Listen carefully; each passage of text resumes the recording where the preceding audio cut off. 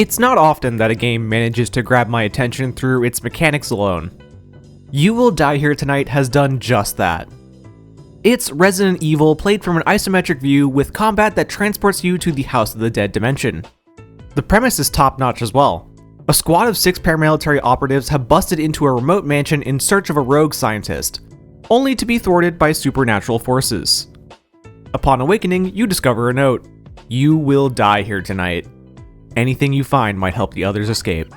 Alone and trapped, there's nothing left to do but explore the mansion. Enter the survival horror. Now, visually, You Will Die Here Tonight is a little all over the place. However, the isometric view is what you'll be staring at most of the time. I'm pretty sure the environments themselves are 2D artwork.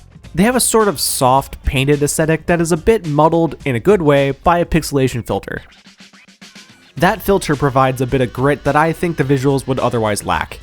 Anything moving or interactable seems to be a 3D object akin to the original Resident Evil games.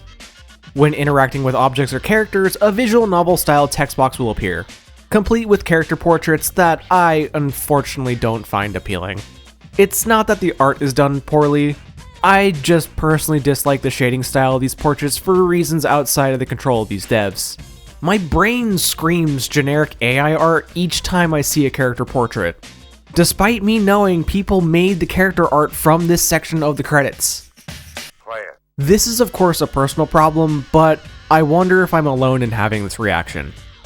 Thankfully, the House of the Dead dimension exists to impress. Your character is placed in the middle of a space with the ability to look around 360 degrees, but with no way to actually move. This space itself will be determined by where you are in the manor. It can range from the dungeons to the manor hallways and the grounds outside. The pixelation filter from before is back and ramped up to make the PS2 quality models look better.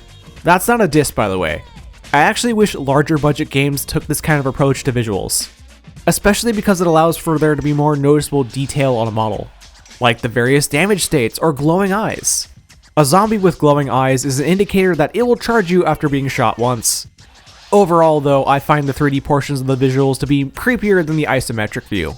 It's far more visceral to be up close and personal with a zombie than see it shambling at me slowly from a near omniscient point of view.